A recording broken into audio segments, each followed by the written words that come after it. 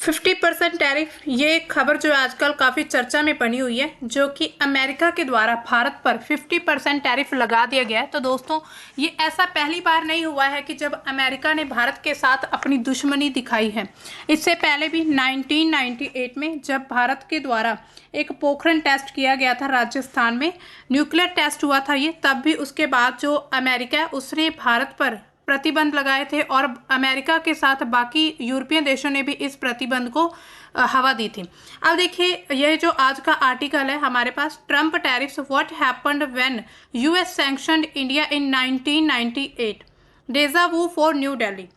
तो देखिए, अमेरिका ने भारत पर कठोर प्रतिबंध लगाए जिससे भारत की जो अर्थव्यवस्था है वो हिल गई थी। अब 2025 में भी ट्रंप ने बिल्कुल वैसे ही एक बार फिर से भारत को निशाना बनाया। क्या ये नई दिल्ली के लिए डेजा वू है या फिर पूरी तरह से एक नया खेल है? तो आज की इस वीडियो में हम जानेंगे, तो बने रहिएगा हमारे साथ अंत तक। अब देखिए, 1998 में जब भारत ने राजस्थान के पोखरण टेस्ट रेंज में 5 भूमिगत परमाणु परीक्षण किए थे, जिसमें पोखरण 2 का या फिर इसको ऑपरेशन शक्ति का नाम दिया गया था, जिससे भारत एक न्यूक्लियर सशस्त्र राष्ट्र बन गया था। इन टेस्टिंग में फिशन हुई थी, थर्मोन्यूक्लियर और कम क्षमता वाले उपकरण शामिल किए गए थे, जिनका विस्फोट जो 43 किलो न्यूटन तक था।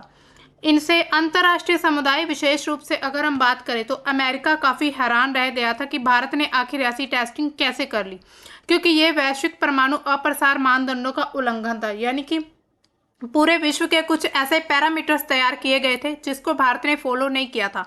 भारत ने 1968 में जो परमाणु अप्रसार संधि हुई थी उस पर हस्ताक्षर करने से इनकार कर दिया था और इस भेदभाव पूर्ण बताते हुए इन पर जो प्रतिबंध लगाए गए थे और जो इस प्रतिबंध लगाए गए थे ये परमाणु परीक्षण निषेध संधि के तहत लगाए गए थे कि इस संधि में आप शामिल हुए या नहीं हुए, लेकिन हम आप पर प्रतिबंध लगाएंगे। अब देखिए, कल्पना करिए कि मई 1998 में भारत ने पोखरण में परीक्षण शुरू किया, जिससे पूरी दुनिया तो हिल गई थी, लेकिन फिर भी भारत पर प्रतिबंध लगा दिए जाते हैं। आखिर ऐसा क्यों होता है? क्योंकि अमेरिका इस चीज़ से खुश नहीं था। अमेरिका के उस समय जो राष्ट्रपति थे, क्लिंटन के नेतृत्व में चल रहा था अमेरिका, क्योंकि भारत जो वैश्विक नियमों का पालन नहीं कर रहा था उस समय पर। ग्लेन संशोधन के तहत कठोर प्रतिबंध लगाए गए थे। अमेरिका ने आर्थिक सहायता भारत को देनी बंद कर दी थी और $143 मिलियन जो चले गए थे। अब देखिए, 13 मई 1998 को राष्ट्रपति क्लिंटन के द्वारा आर्म्स एक्सपोर्ट कंट्रोल एक्ट की धारा 102B, इसके तहत एक्सपोर्ट इंपोर्ट पर, मतलब कि एक्सपोर्ट इंपोर्ट पर प्रतिबंध लगा दिए जाते हैं। और इनके तहत ही 1977 में परमाणु परीक्षण करने वाली किसी भी गैर परमाणु हथियार वाले देश पर स्वचालित प्रतिबंध अनिवार्य थे। यानी कि अगर कोई भी देश भारत की तरह परीक्षण करता है तो उस पर खुद ब खुद ही ये प्रतिबंध लागू हो जाएंगे। तो सबसे पहले जो हमारा 1974 में एक फर्स्ट न्यूक्लियर टेस्ट किया गया था पोखरण में, उसको ऑपरेशन स्माइलिंग, यानी कि ऑपरेशन स्माइलिंग बुद्धा का नाम दिया गया था। अब देखिए, भारत जो था उस समय पर अपनी न्यूक्लियर पावर की तरफ बढ़ रहा था, लेकिन जो अमेरिका और जो वेस्टर्न कंट्रीज थी उनको ये चीज़ शुरू से ही बर्दाश्त नहीं थी। जब हम इतिहास में भी देखते हैं कि भारत के पास इतने ज़्यादा संसाधन थे, इतना अच्छा सब कुछ होने के बावजूद भी भारत इतना पिछड़ा हुआ देश क्यों? क्योंकि जो वेस्टर्न कंट्रीज थी उन्होंने भारत को खूब लूटा था और भारत को आगे नहीं बढ़ने दिया था। अब देखिए, उस पर प्रतिबंध क्या लगाए गए थे उस समय पर। आज के समय पर तो जो टैरिफ लगा दिया गया, लेकिन उस समय पर जो उन पर सैंक्शन लगे थे उसमें था विदेशी सहायता बंद कर दी गई थी और समर्थन की समाप्ति हो गई थी। अमेरिका ने भारत के साथ जितने भी विदेशी व्यापार थे उसको बंद कर दिया था। इसके बाद सैन्य और रक्षा पर प्रतिबंध लगाए गए थे कि एक दूसरे को हम सैन्य के मामले में या फिर हम सुरक्षा के मामले में किसी भी एक दूसरे की मदद नहीं करेंगे। इसके बाद वित्तीय प्रतिबंध लगा दिए गए थे, यानी कि कोई भी उनके साथ इंपोर्ट एक्सपोर्ट भारत के साथ बंद कर दिया गया था और निर्यात को कंट्रोल कर लिया गया था। यानी कि भारत का जितना भी सामान अमेरिका में या फिर बाकी जो कंट्रीज थी, यूरोपियन यूनियन या यूरोपियन कंट्रीज थी, उनके साथ जो भी व्यापार चलता था उस पर सैंक्शन लगे थे कि उसको निर्यात को कंट्रोल कर लिया गया था। अब देखिए, उस समय पर भारत की जो अर्थव्यवस्था उस पर क्या प्रभाव पड़ता है।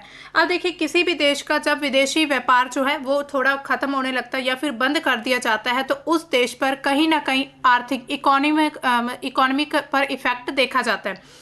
तो प्रतिबंधों का प्रभाव सीमित था, लेकिन ये मतलब कि कुछ समय के लिए ही ये सैंक्शन लगाए गए थे, लेकिन फिर भी थोड़ा बहुत प्रभाव तो इस पर पड़ा था, क्योंकि भारत की जो अर्थव्यवस्था 1991 के सुधारों के बाद उदारीकृत यानी कि आगे बढ़ रही थी और फिर अमेरिकी सहायता पर कम निर्भर थी।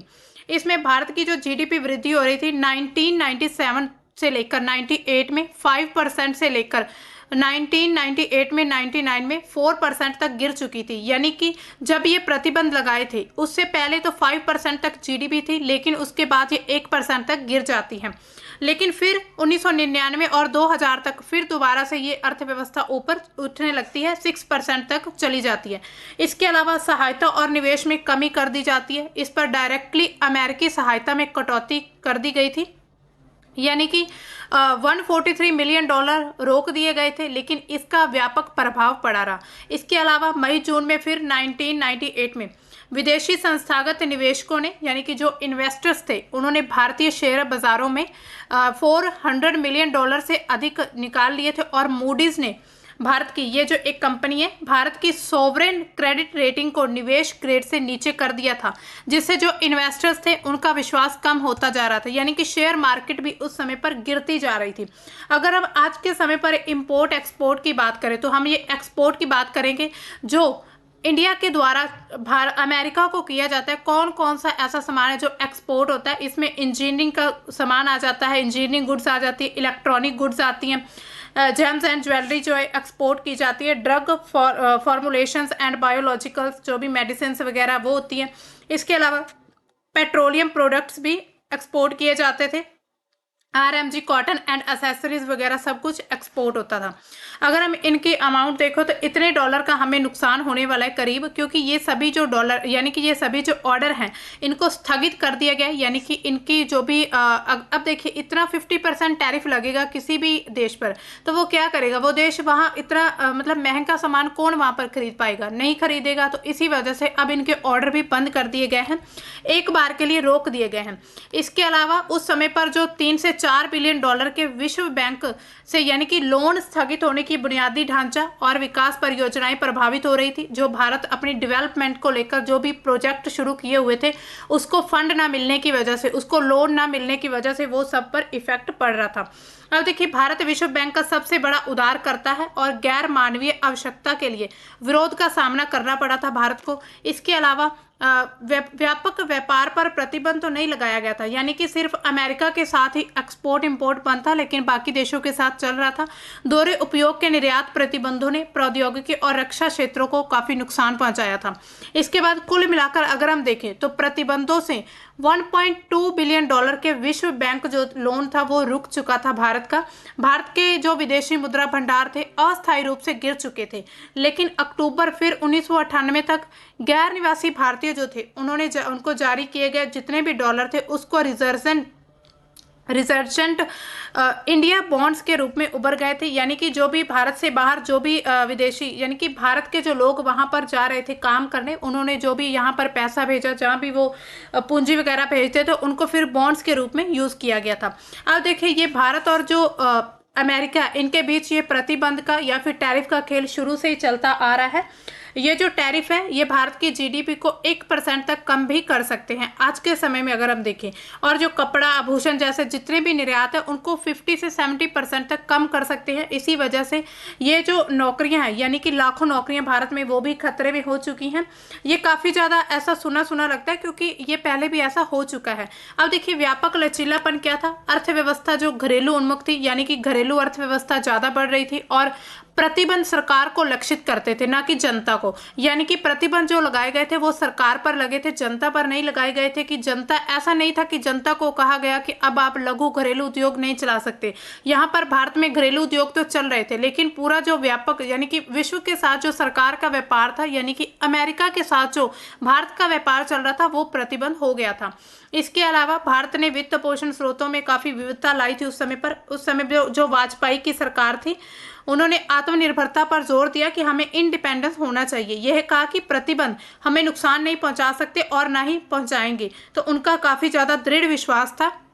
फिर 1999 के बजट में प्रौद्योगिकी प्रतिबंधों का मुकाबला करने के लिए विज्ञान नीति में फिर 20% तक वृद्धि की गई। यानी कि विज्ञान यानी कि साइंस के क्षेत्र में भारत को आगे बढ़ाने के लिए इन पर इन्वेस्ट किया गया।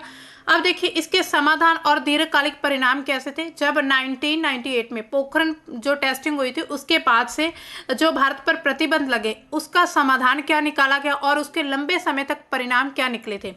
कांग्रेस ने सर्वसम्मति विनियोग अधिनियम पास किया और उसके द्वारा ये छूट प्राधिकार कर दिया था, जिससे क्लिंटन ने 7 नवंबर 1998 को अधिकांश आर्थिक प्रतिबंध हटा लिए थे, यानी कि नवंबर में ये हटा दिए गए थे।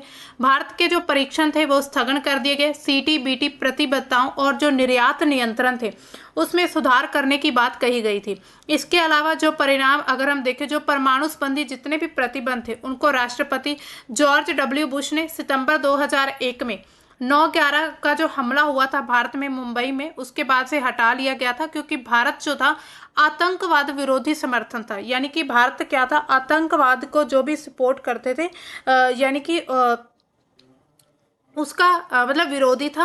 और पाकिस्तान के सहयोग ने समानता की आवश्यकता दी थी, यानी कि पाकिस्तान ने भी इस चीज़ को लेकर सहयोग किया था।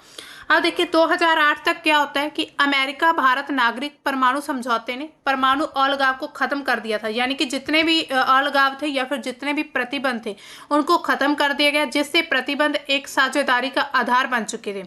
इसके अलावा द्विपक्षीय व्यापार होता है, यानी कि बाइलेटरल जो ट्रेड होता है उसमें 1998 में $5 बिलियन से बढ़कर फिर 2024 तक $190 बिलियन से ज़्यादा हो जाता है व्यापार, जिसमें भारत चीन के खिलाफ अमेरिका का काफ़ी बड़ा सहयोगी रहता है।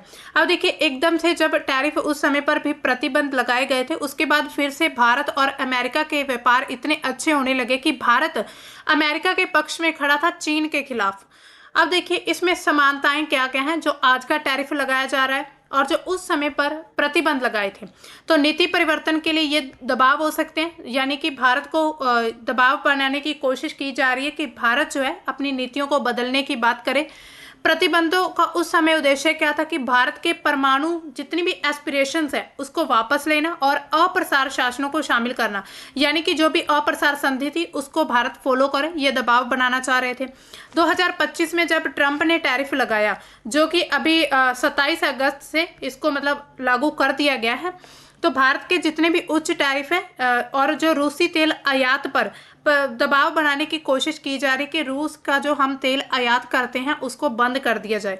तो अभी भी दबाव बनाने की कोशिश है, उस समय पर भी दबाव बनाया जा रहा था, जो कि भारत की संप्रभुता के लिए खतरा है। इसके अलावा जो आर्थिक नुकसान और प्रभावी क्षेत्र कितना था, जब उस समय पर 1998 में प्रतिबंध लगाए गए थे उस समय पर लोन को रोक दिया गया था, यानी कि विदेशी व्यापार को रोक दिया गया था। और आज 2025 के जो टैरिफ लगे, अमेरिका को भारत ने $86 बिलियन से वार्षिक निर्यात को धमकी दी है, यानी कि भारत धमकी देता है जिससे जीडीपी में 0.2 से 1% की कटौती हो सकती है, यानी कि ये कमी हो सकती है। इस बार भारत जो है वो दबने वालों में से नहीं है। भारत ने भी ये साफ साफ कह दी कि हम अपनी ऊर्जा सुरक्षा के साथ कोई भी समझौता नहीं करेंगे, चाहे आप कितना भी टैरिफ लगाएं या कुछ भी करें, हम रूस के साथ अपना व्यापार बंद नहीं करने वाले हैं। अब देखिए दोनों जो है अमेरिकी पाखंड को उजागर करते हैं। दोनों समय की अगर हम बात करें तो उस समय पर जो 1998 में जो प्रतिबंध लगे थे और आज जो 2025 में 50% टैरिफ लगाया गया, तो ये अमेरिका पाखंड को दिखाते हैं कि जो अमेरिका है वो भारत की सुरक्षा चिंताओं को नज़रअंदाज करता है। उस समय पर भी 1998 में जो सुरक्षा चिंता थी उसको नज़रअंदाज कर दिया गया था, लेकिन 2025 में अमेरिका या फिर यूरोपियन यूनियन ने रूसी व्यापार को नज़रअंदाज करता है, जबकि सहयोगियों को छूट देता है। अब देखिए अमेरिका और जो यूरोपियन यूनियन है उन्होंने भारत पर तो टैरिफ लगा दिए, अब इतना 50% डबल टैरिफ लगा दिए, लेकिन चीन को छूट दे दी है, उधर बाकी जो देश हैं उनको छूट दी जा रही है। अब देखिए इससे क्या है कि भारत और जो अमेरिका उसकी साफ साफ दिख रहा है, ये साफ साफ दिख रहा है कि जो अमेरिका है यानी कि डोनाल्ड ट्रंप है वो भारत के साथ पता नहीं कौन से जन्म की दुश्मनी जो है वो निभाते जा रहे हैं। अब देखिए ट्रंप के टैरिफ से निपटने के लिए भारत अपने इतिहास से क्या कुछ सीख सकता है, यानी कि भारत को क्या इससे सीखना चाहिए। तो ट्रंप के शासन में वर्तमान जो टैरिफ वृद्धि हुई है वो पिछले प्रतिबंधों के समान तो नहीं है, लेकिन इसमें कुछ गतिशीलताएं जो हैं वो समान है। जैसे कि दबाव बनाने की बात हो रही है, तब भी वैसा था और आज भी वैसा है कि वॉशिंगटन ने भारतीय नीति में परिवर्तन लाने के लिए आर्थिक ताकत का प्रयोग किया है, यानी कि जो ये टैरिफ लगाए गए ये आर्थिक तौर पर ये टैरिफ लगाए गए हैं ताकि भारत को कमज़ोर किया जा सके। आज की तरह उस समय पर भी समायोजन की वकालत करने वाले जो आलोचक है, उन्होंने आपदा की भविष्यवाणियां की हैं कि अब इसके बाद बहुत बड़ी एक आपदा आने वाली, यानी कि भारत के लिए मुश्किलें खड़ी होने वाली हैं। प्रतिबंध और टैरिफ जो होते हैं अक्सर अस्थायी उपकरण रहे हैं, यानी कि कुछ समय के लिए ये परमानेंट नहीं होते, कुछ समय के लिए लगा के फिर इसको हटा दिया जाता है, जो कि दोनों पक्षों द्वारा साझेदारी मूल्यों को मान्यता देने के बाद फिर दोबारा सिरे से जुड़ने की बात, यानी कि जुड़ने की बात करते हैं। यानी कि अब अगर फिर से ये टैरिफ हटा दिया जाता है तो भारत और जो अमेरिका का व्यापार है वो फिर से शुरू हो जाएगा।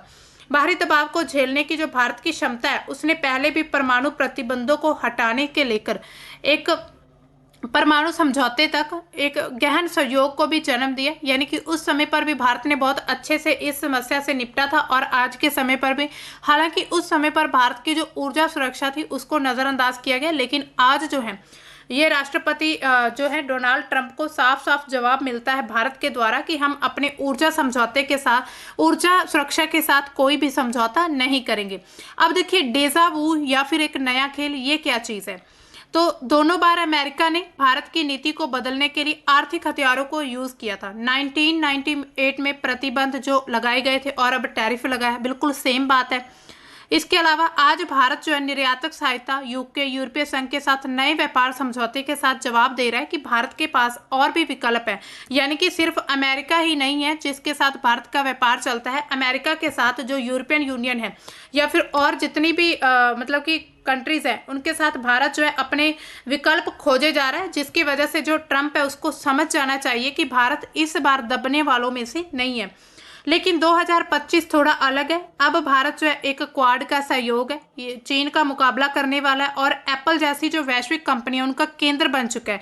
यानी कि आपने देखा ही होगा, सुना होगा कि जो एप्पल जैसी जो कंपनी है वो अपनी मैन्युफैक्चरिंग जितनी भी उनकी यूनिट्स हैं वो भारत में स्थापित करना चाहती हैं, ताकि वो चीन पर उनकी निर्भरता कम हो सके। ये जो टैरिफ लगाया गया है ये सभी इस मतलब मोटिव से लगाया गया कि भारत को किसी न किसी तरीके से कमज़ोर किया जा सके। इसके साथ ही भारत का जो रूस के साथ व्यापार चलता है, रूसी व्यापार पर ट्रंप के जो द्वितीय टैरिफ है, यानी कि डबल टैरिफ लगा है, भारत को रूस और चीन के करीब धकेल रहे हैं। तो ये एक समस्या भी, यानी कि इसमें कुछ अमेरिका के लिए भी प्रॉब्लम्स, चुनौतियां खड़ी होती है कि भारत अगर चीन और रूस के साथ मिल जाता है या फिर जापान जैसी कंट्रीज के साथ मिल जाता है तो फिर अमेरिका वो अकेला पड़ सकता है। इतिहास कहता है कि भारत टिकेगा। 1998 के जो प्रतिबंध हुए थे उसने 2024 तक अमेरिका के साथ 190 बिलियन डॉलर की व्यापार साझेदारी को बढ़ावा दिया। अब देखिए, क्या 2025 के जो टैरिफ हैं ऐसे ही रीसेट लाएंगे? उस समय पर जो रीसेट करके फिर से व्यापार शुरू किया गया था, क्या इस बार भी ऐसा होगा? तो आप क्या सोचते हैं, क्या भारत जो है ट्रंप के टैरिफ को एक और वापसी की कहानी में बदल सकता है? आपको क्या लगता है कि अब ये जो टैरिफ लगाए गए ये परमानेंट है या फिर ये टेम्परेरी है, यानी कि इनको हटाकर फिर से नए सिरे से व्यापार शुरू किया जा सकता है या नहीं? तो आप अपनी राय हमें कॉमेंट सेक्शन में बता सकते हैं। तो दोस्तों, ये था हमारा आज का करंट का टॉपिक। तो मिलते हैं हम अपने किसी नए टॉपिक, किसी नए अपडेट के साथ। तब तक के लिए बाय। Thanks for watching.